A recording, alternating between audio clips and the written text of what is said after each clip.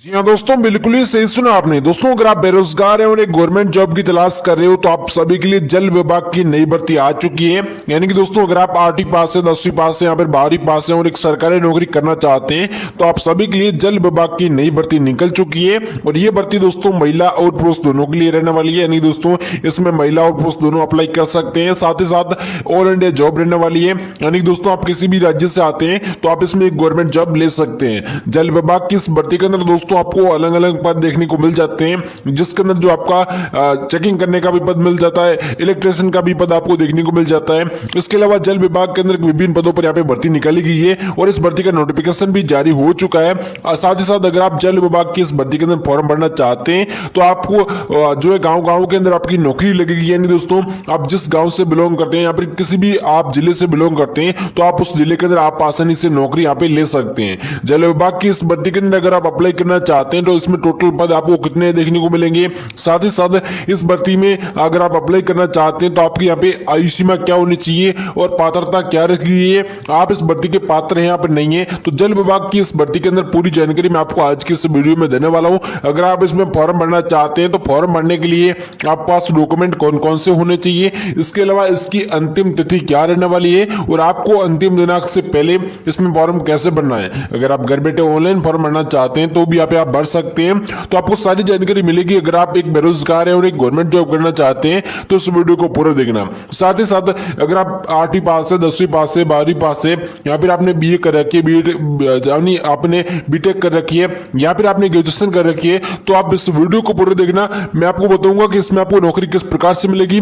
साथ ही दोस्तों, इसमें आपकी परीक्षा होगी या फिर नहीं होगी, कैसे आपका सिलेक्शन होगा, तो सारी जानकारी आपको आज के इस वीडियो में देखने को मिल जाएगी। आपको वीडियो के अंदर अंत तक बने रहना। सबसे पहले हम जान लेते हैं जल विभाग भर्ती के अंदर अगर आप फॉर्म भरना चाहते हैं तो इसके अंदर आपके पास योग्यता क्या होनी चाहिए। यानी कि दोस्तों, जल विभाग भर्ती 2025 के लिए अगर आप फॉर्म भरना चाहते हैं तो इसके अंदर आपके पास योग्यता, शैक्षणिक योग्यता आपके पास कितनी होनी चाहिए। तो यहाँ पे आप देख सकते हो कि इसमें आप कम से कम यहाँ पे 10वीं पास या फिर 12वीं पास होनी चाहिए। अगर आप 10वीं पास है या फिर आपने 12वीं पास कर रखी है तो आप लोग जो है जल विभाग भर्ती में आवेदन कर सकते हैं। जल विभाग भर्ती के अंदर आवेदन करने के लिए आपके पास 10वीं या फिर 12वीं पास होना चाहिए। उसके बाद दोस्तों हम बात करें कि जल विभाग इस भर्ती के अंदर यानी वाटर डिपार्टमेंट के अंदर आपकी यहाँ पे एज लिमिट क्या रखी गई है। यानी कि दोस्तों आप देख सकते हो इसके अंदर एज लिमिट जो रखी गई है, आयु सीमा जो होती है वो आपकी कितनी रखी गई है। आयु सीमा की बात करें तो न्यूनतम आपकी आयु 18 वर्ष रखी गई है। यानी कि दोस्तों कम से कम आप 18 वर्ष के होने चाहिए और ज्यादा अधिकतम जो यहाँ पे 35 वर्ष का गया है।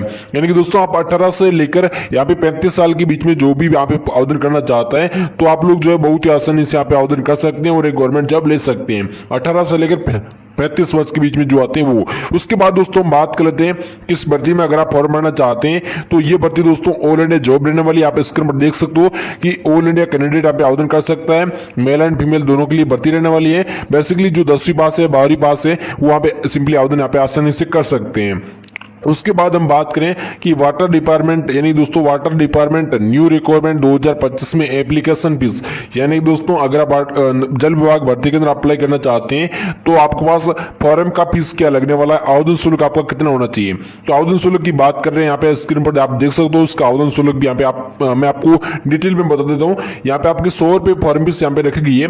जो यहाँ पे फॉर्म की फीस है, जो आवेदन शुल्क है वो मात्र 100 रुपये रखा गया है। जो कि यहाँ पे जनरल कैटेगरी से आते हैं, यहाँ पे जो ओबीसी कैटेगरी से आते हैं उनका यहाँ पे 100 रुपये रखा गया है। लेकिन जो SC ST जो महिला है वो बिल्कुल ही फ्री में फॉर्म यहाँ पे भर सकते हैं। उसके बाद हम बात करें कि इस भर्ती में अगर आप अप्लाई करना चाहते हैं तो वाटर डिपार्टमेंट के अंदर आपको सैलरी कितना मिलता है। यानी कि दोस्तों सैलरी की डिटेल यहाँ पे क्या रहती है। तो यहाँ पे आप देख सकते हो सैलरी डिटेल। सैलरी डिटेल का मतलब ये होता है कि इसमें आपको वेतन मिलेगा, जो कितना मिलेगा, पैसा कितना मिलेगा इस भर्ती में। तो यहाँ पे आप देख सकते हो 24,650 रुपए से लेकर 69,100 रुपए तक आपको भर्ती में वेतन दिया जाता है।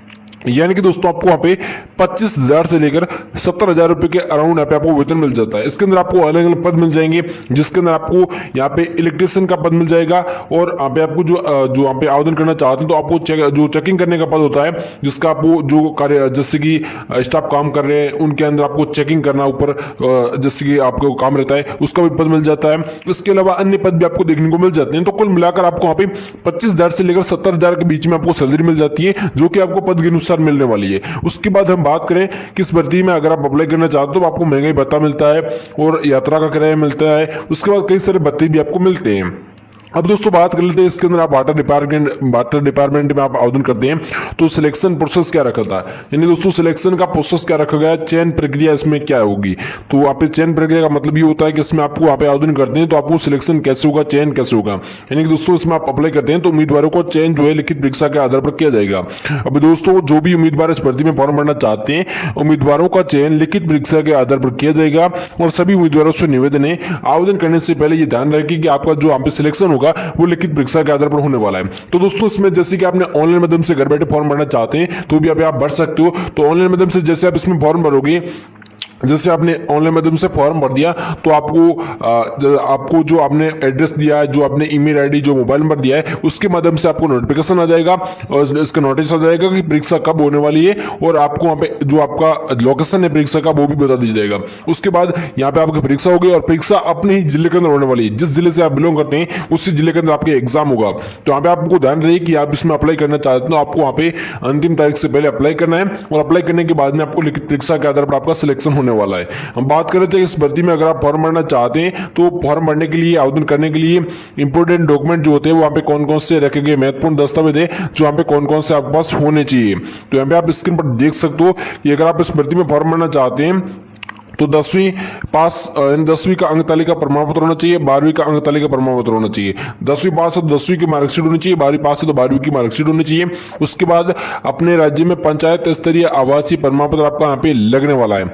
उसके बाद हम बात कर लेते हैं इसमें आपके पास जाति प्रमाण पत्र हो गया, आय प्रमाण पत्र हो गया, आधार कार्ड हो गया और एक आपका मोबाइल नंबर हो गया। ये सारे डॉक्यूमेंट आपके पास यहाँ पे होने चाहिए। उसके बाद आपके पास एक ईमेल आईडी भी होनी चाहिए और एक आपका फोटो लगने वाला है और कोरे कागज पर सिग्नेचर के वो पेपर होना चाहिए, 10वीं 12वीं की मार्कशीट होनी चाहिए। तो ये सारे डॉक्यूमेंट दोस्तों मैंने जो भी बताए अगर आपके पास हैं तो आप इस भर्ती में अप्लाई कर सकते हैं। उसके बाद हम बात करें कि आप इस भर्ती में अप्लाई करना चाहते हैं तो आपको फॉर्म कैसे बनाए, फॉर्म भरने के लिए आपको वहां पे अंतिम तारीख क्या है और कैसे आपको उसमें पता करना है। तो आपको मैं बता रहा हूं इसमें जो टोटल पद यहाँ पे रखे गए हैं, यानी दोस्तों आप इस भर्ती में फॉर्म भरना चाहते हैं तो उसके जो टोटल पद है वो यहाँ पे रखे गए 98,000, यानी कि दोस्तों आपको 1 लाख के अराउंड, 98,000 मतलब 1 लाख ही है, 98,000 के अराउंड आपको वहां पे टोटल पद देखने को मिल जाएंगे। इन पदों पर आपकी भर्ती होने वाली है और इस पदों पर आप आवेदन करना चाहते हैं तो आपके पास योग्यता क्या रहेगी, आयु सीमा क्या रहेगी और यहाँ पे आप अप्लाई करना चाहते हैं तो फॉर्म की फीस क्या रहेगी, साथ ही साथ इसमें कौन कौन से डॉक्यूमेंट लगेंगे वो मैंने आपको बता दिया है। अब बात कर लेते हैं इसमें आप फॉर्म भरना चाहते हैं तो आपको फॉर्म कैसे बनना है।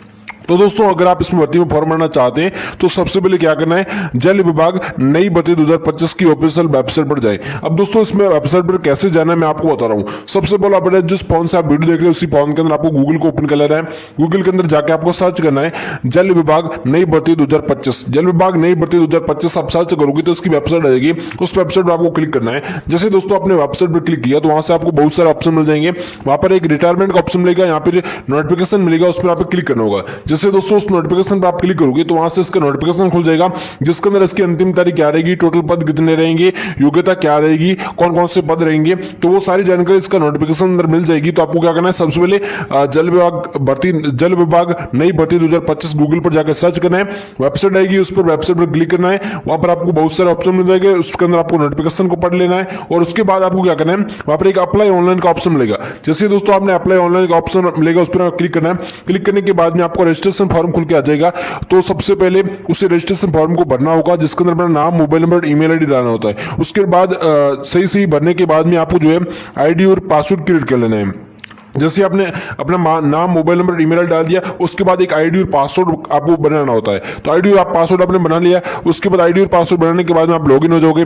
तो लॉगिन होने के बाद में आपको इसके अंदर जो जैसे की आवश्यक जानकारी है जैसे कि नाम, पता, एड्रेस, फोटो, ये सभी जानकारी आपको उसके बाद आपको जिसकी डाल देनी, सही भरना है। उसके बाद आपको मांगे जाने वाले सभी आवश्यक दस्तावेजों को छापापति अपलोड कर देना है। जो भी डॉक्यूमेंट होते हैं मैंने बताए थे वो आपको अपलोड करने होते हैं वहां पर। उसके बाद आपको अपने मांगे जाने वाला आवेदन शुल्क है, जो फॉर्म का फीस है, जो आपको ऑनलाइन माध्यम से आप जमा कर सकते हो, फोन पे, पेटीएम, यूपीआई के माध्यम से पैसे का भुगतान कर सकते हो। तो फॉर्म फीस जमा करने के बाद में आपको फॉर्म को चेक कर लेना है। चेक करने के बाद में फॉर्म को सबमिट के ऑप्शन पर क्लिक करना होगा और फॉर्म को वहां पे जमा कर देना है। फॉर्म को सबमिट के ऑप्शन पर क्लिक करके आप इस प्रकार से घर बैठे ऑनलाइन फॉर्म भरना चाहते हैं तो आप आसानी से यहाँ पे भर सकते हो। तो इस प्रकार से आप घर बैठे ऑनलाइन फॉर्म भरना चाहते हैं तो भी भर सकते हैं। अगर आप ऑफलाइन फॉर्म भरना चाहते हैं तो ऑफलाइन फॉर्म भरने के लिए आपको नजदीकी ई मित्र पे जाकर संपर्क करना होता है। तो अगर आप ऑनलाइन फॉर्म भरना चाहते हो तो घर बैठे इसमें आपको कोई यहाँ पे जैसे कि फॉर्म फीस नहीं देना होता, 100 रुपये मात्र फॉर्म फीस रखा गया है, जो कि यहाँ पे